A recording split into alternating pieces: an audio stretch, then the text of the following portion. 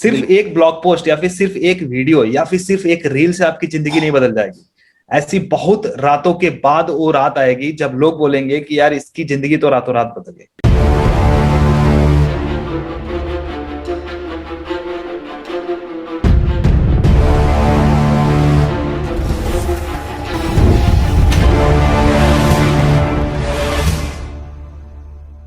नमस्कार, स्वागत है आपका super Saturday the Manoj Joshi show में। जैसे कि मैंने वादा किया था कि आपके लिए learning, inspiration, stories and motivation सभी एक साथ लेके आऊँगा। तो आज मैं आपके सामने एक ऐसे ही गेस्ट को लेके आने वाला हूँ जो कि यूट्यूब के बादशाह हैं। जी हाँ, आपने सही सुना, उनके पास यूट्यूब के 5 प्ले बटन है और छठा प्ले बटन आने वाला है। आप सब लोग उनको पहले से जानते होंगे, तो स्वागत कीजिए मिस्टर सतीश कुशवाहा का। हाँ, नमस्कार सतीश भाई, कैसे हैं? Thank you so much Manoj भाई, इतना जबरदस्त इंट्रोडक्शन देने के लिए।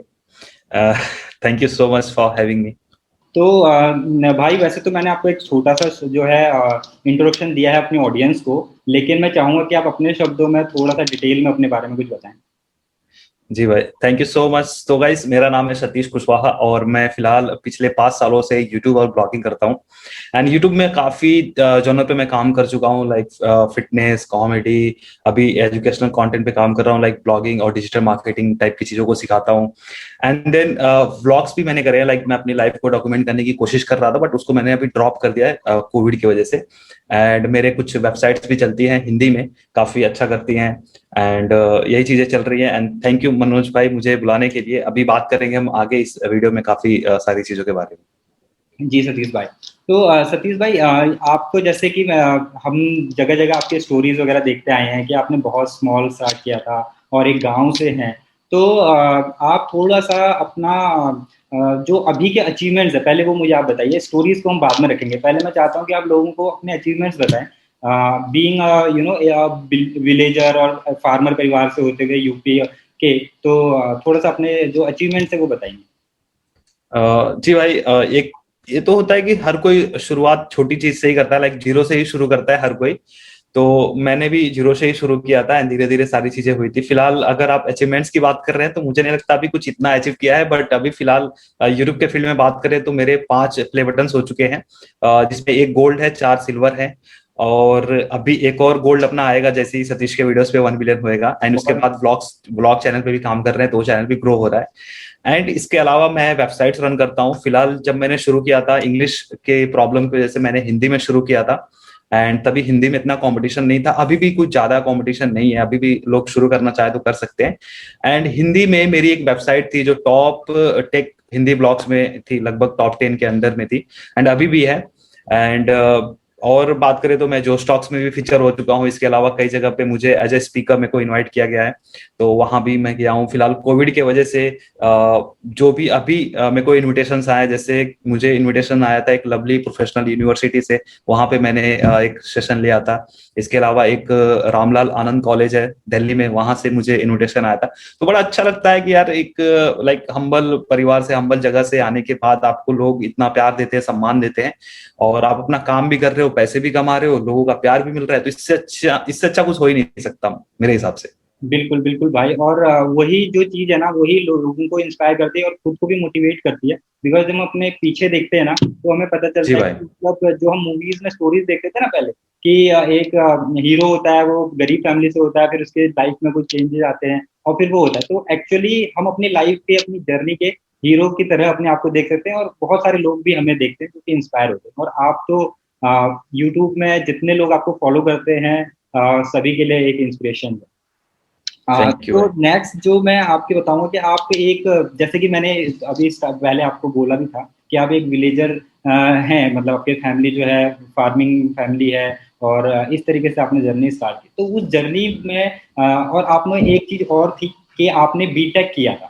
तो बीटेक करने के बाद जब आपने इस जर्नी को स्टार्ट करने की कोशिश करी, तो फैमिली का होता है ना, जब हमारी बहुत मिडिल क्लास फैमिली से होते हैं या मिडिल लोअर क्लास फैमिली से होते हैं, तो उनको होता है कि बच्चा पढ़ाई करेगा, एक अच्छी से स्टेबल जॉब लेगा और फिर आगे चीजें करेगा। लेकिन जब आपने उनको बोला कि नहीं, मुझे यूट्यूबर बनना है या कुछ इस टाइप का स्ट्रगल करना है, तो उनका क्या रिएक्शन था, और जो भी उनके ऑब्जेक्शन थे उनको आपने कैसे हैंडल किया? सबसे पहले तो मैं अपने घर वालों का थैंक यू करना चाहूंगा। काफी सपोर्टिव है, काफी समझदार हैं, एंड काफी अच्छे से उन्होंने मुझे सपोर्ट किया। इवन जब मैं कुछ भी नहीं था, कुछ कर भी नहीं पा रहा था, कुछ मैंने प्रूव भी नहीं किया था, तो भी इन लोगों ने काफी अच्छा सपोर्ट दिया था। ऐसा नहीं कि एक तू क्या कर रहा है, मतलब फालतू की चीजें क्यों कर रहा है, ऐसा कभी मेरे साथ नहीं हुआ। और मैं इस चीज के लिए काफी ब्लेस्ड मानता हूँ खुद को। मैं एक चीज कहना चाहूंगा, जब एक लोअर मिडिल क्लास के लिए चैलेंज तो होता है, चैलेंज होता है कि आपको बहुत जल्दी पढ़ाई खत्म करके पैसे कमाने हैं, क्योंकि इतने पैसे आपके पास नहीं होते हैं कि आप अगर 5 साल तक भी कुछ करते रहोगे, स्ट्रगल करते रहोगे, तो आप अपना घर चला लोगे। ऐसा नहीं होता है। मेरे साथ भी कुछ ऐसा ही था कि पैसे तो कमाने थे, बट प्रेशर नहीं था कि तुम्हें आज ही से पैसे कमाने हैं। मैंने जब बीटेक करने गया था, तो उस टाइम पे हमारे पास फी देने के लिए इतने पैसे नहीं थे। हम लोग स्कॉलरशिप से हमने पढ़ाई करी, लाइक गवर्नमेंट देती है, इस वजह से वो फी हमें रिटर्न हो जाता था। इसकी वजह से हम अगले साल का भी फी दे पाते थे, एंड देन फिर स्कॉलरशिप आती थी, फिर फी रिटर्न होता था, फिर हम अगले साल दे पाते थे। बाकी हॉस्टल की फी देना पड़ता था, घर से ही मंगाना पड़ता था। तो कुछ इस तरीके से मैंने बीटेक किया, बट कॉलेज के साथ साथ ही मैंने यूट्यूब पे, गूगल पे सर्च करना शुरू किया कि how to make money online, online पैसे कैसे कमा सकते हैं। काफी सारे तरीके थे, सर्वे, बहुत सारी चीजें थी, लाइक आप अफिलिएट मार्केटिंग करोगे, यूट्यूब करोगे, गूगल एडसेंस, ब्लॉगिंग करोगे आप। तो वहां पे मुझे जो सबसे अच्छी चीजें लगी, ब्लॉगिंग और यूट्यूब, मुझे लगा कि ये मैं कर सकता हूं। प्लस उस पर भरोसा था। भरोसा इसलिए था कि वहां पे गूगल का नाम जुड़ा हुआ था, कि गूगल एडसेंस लाइक पैसे देती होगी, फ्रॉड नहीं करती होगी, क्योंकि उस समय ट्रस्ट नहीं होता था कि हम ऑनलाइन भी पैसे कमा सकते हैं। तो फिर वहां से मैंने शुरू किया, अपना ब्लॉग बनाया, फेल हो गया, यूट्यूब चैनल शुरू किया, फेल हो गया, बट फिर भी मैं एक्सपेरिमेंट करते रहा। अलग अलग ब्लॉग्स मैंने ट्राई किए, फिर अलग अलग ब्लॉग्स को पढ़ता रहा, सीखता रहा। एक नाम देना चाहूंगा, शाउट मी लाउड, हर्ष अग्रवाल जी का। उनके ब्लॉग को पढ़ पढ़ के मैंने अपना ब्लॉग बनाया, सीखा। एक और बंदा है रोहित मेवाड़ा करके, जो हिंदी में ब्लॉगिंग करता था। उसमें आई थिंक हिंदी में सबसे पहले शुरुआत उसने ही करी थी, एंड उस बंदे से मैं इंस्पायर होकर मैंने भी खुद हिंदी में ब्लॉगिंग शुरू करी।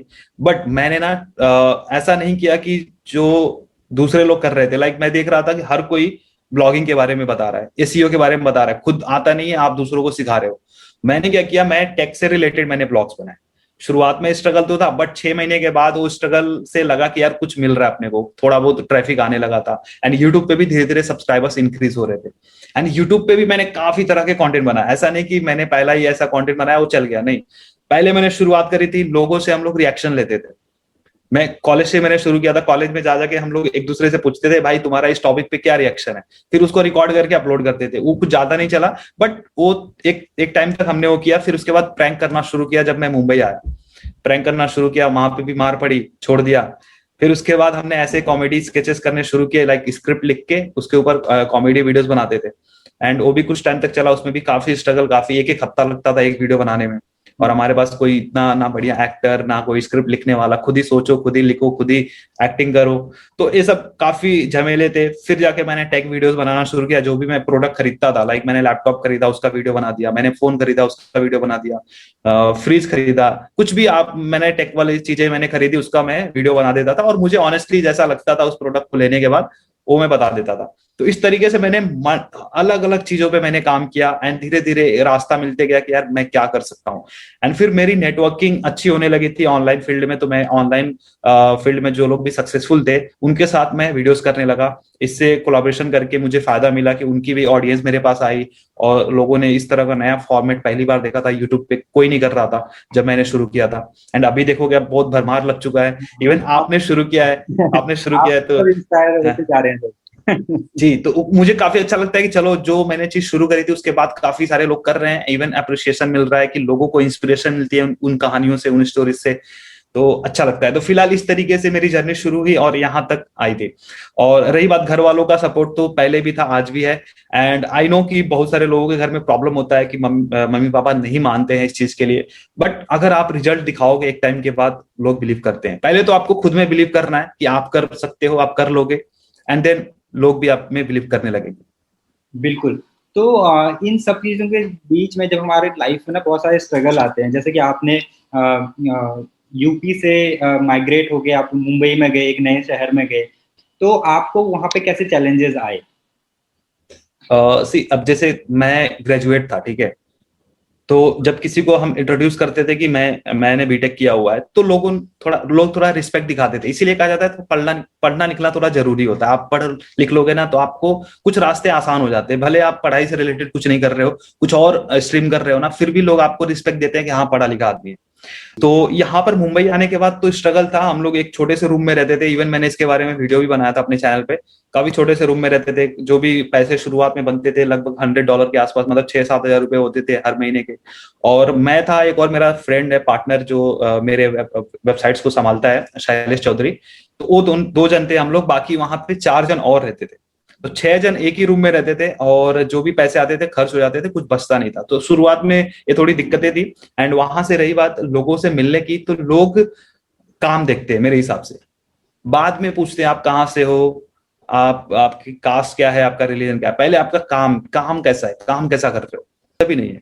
तो ऐसे जैसे मैंने बहुत सारे लोगों को देखा है कि जब ना वो ऐसे कुछ नया करते हैं, नई जगह पे जाते हैं या नया ट्राई करते हैं, तो बहुत जल्दी हार मारने की कोशिश करते हैं। जैसे कि आपने बोला हम 6 जनों के साथ रह रहे थे, तो गर्मियां होती होंगी या अलग सा वो होता बिल्कुल होगा, बिल्कुल। ऐसा लगता होगा यार मैं तो गाँव में बढ़िया था, वहां पे तो सब कुछ था, फ्रीडम थी, खुला था, सही जैसा बात। खाना पीना रहना जो मर्जी करता था। और यहाँ पे आके एक लिमिटेड लाइफ हो गया, स्ट्रगल भी डबल ट्रिपल हो गया है। तो उस टाइम पे आपके माइंड में ऐसा कुछ कभी आया या नहीं आया, कैसा रहा?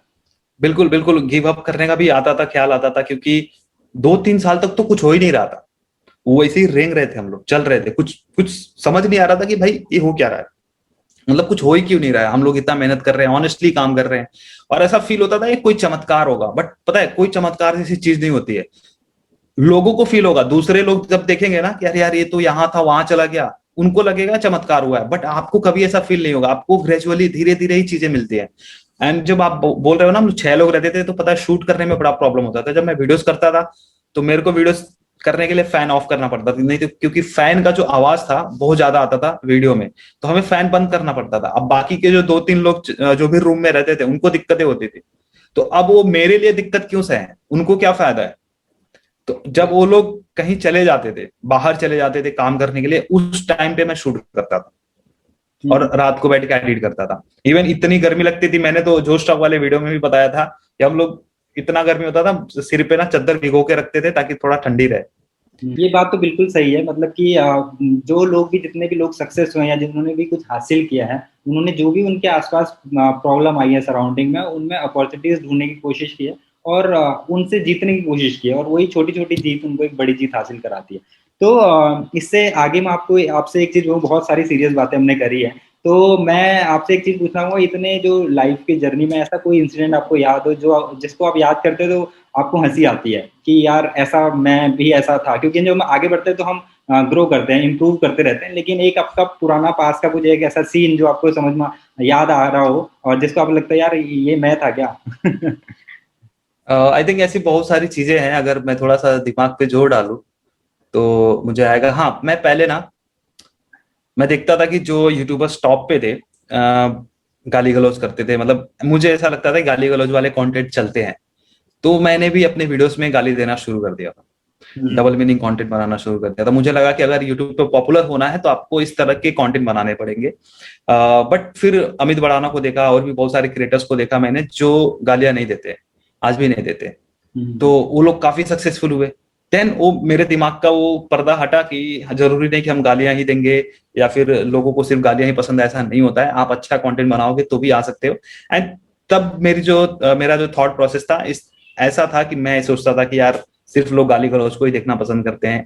तो इसमें मैं एक चीज अब आपसे मतलब कुछ थोड़े से अलग क्वेश्चन पूछने की कोशिश बिल्कुल करूंगा। बिल्कुल, जरूर। कि जैसे कि हम बात करते हैं यूट्यूब पे, अगर कोई चैनल बना रहा है या बात कर रहा है कि मुझे यूट्यूब पे चैनल बना के इनकम करना है, तो सबसे पहले सबके माइंड में एडसेंस आता है, ठीक है। लेकिन अगर हम बात करें कि जिसका पहले से बिजनेस है या फिर जो जैसे किसी का ट्रैवल एजेंट है कोई, या किसी का रेस्टोरेंट है या कोई और बिजनेस है, तो वो बंदा एडसेंस से पैसे कमाने के बारे में नहीं सोचेगा, है ना। तो आपको क्या लगता है कि वो यूट्यूब को कैसे यूटिलाइज कर सकता है?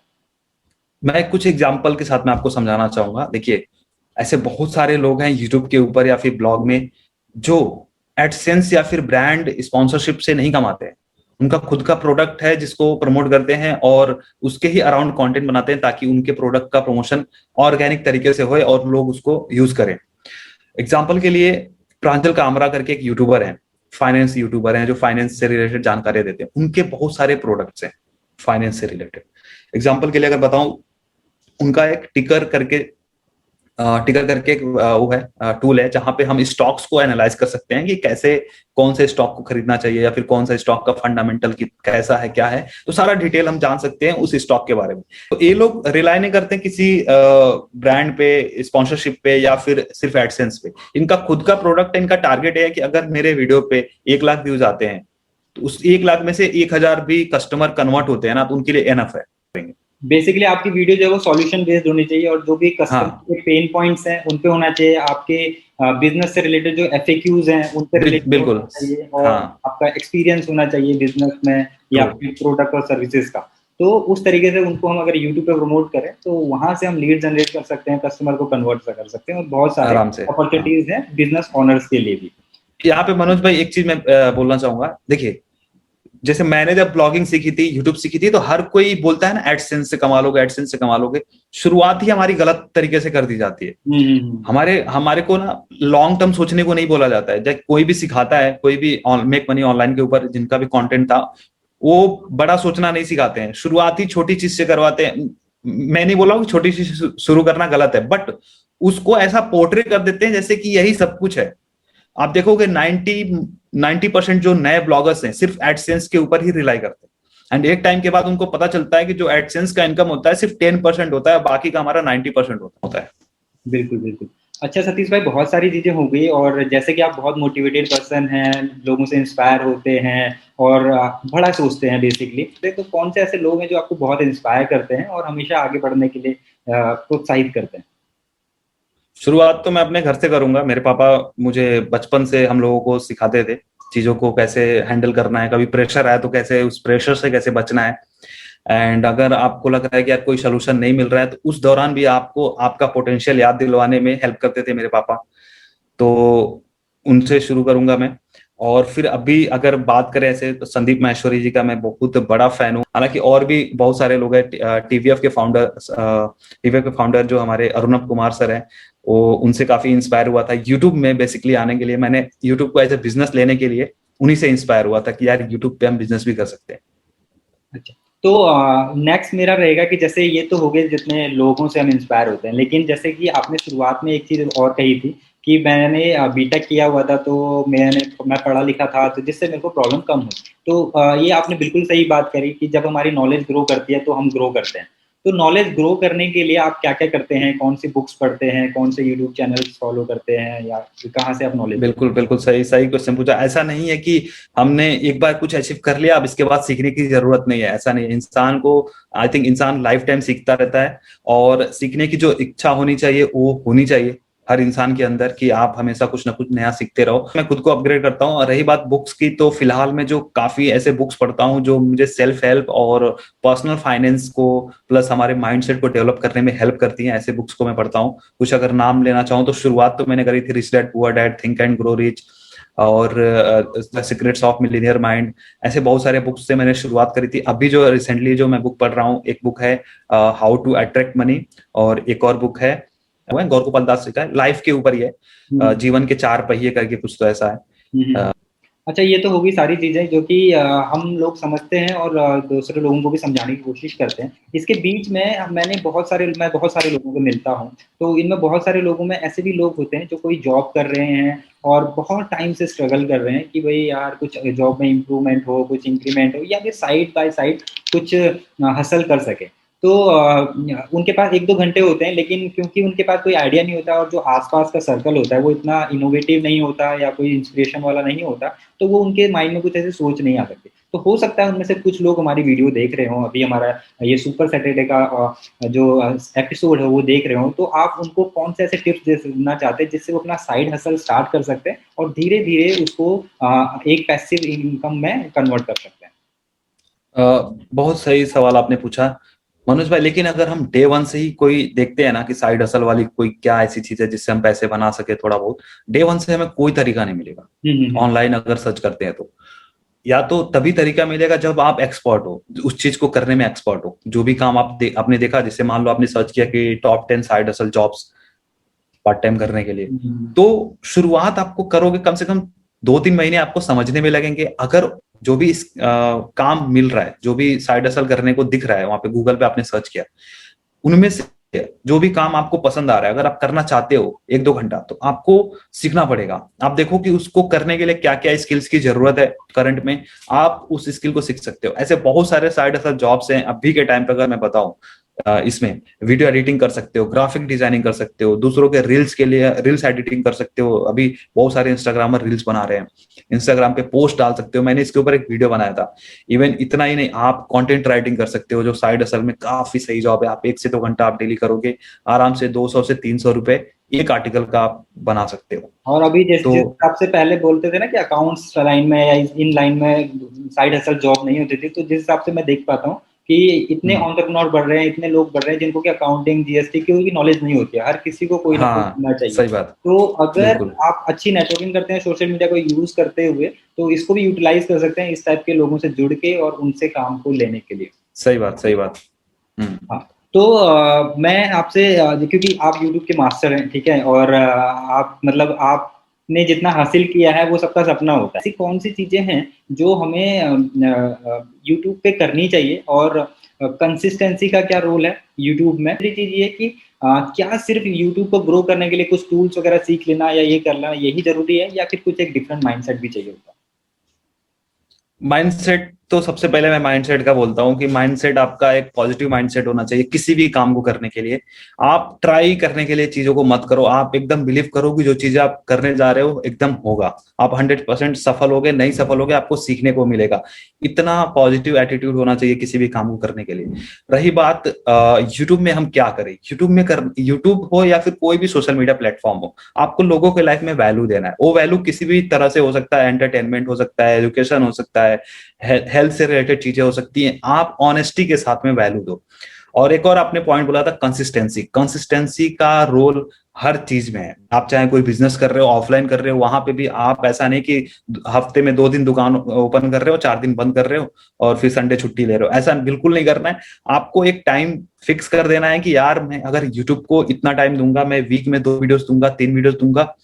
अगर आपने बोला है कि यूट्यूब पे मैं एक ही वीडियो दूंगा, तो एक वीडियो देते रहो। ऐसा नहीं कि एक वीडियो दे दिया फिर महीने बाद आ रहे हो, नहीं। एटलीस्ट मैं तो बोलूंगा वीक में 1 से 2 वीडियोस आप दे सकते हो मिनिमम।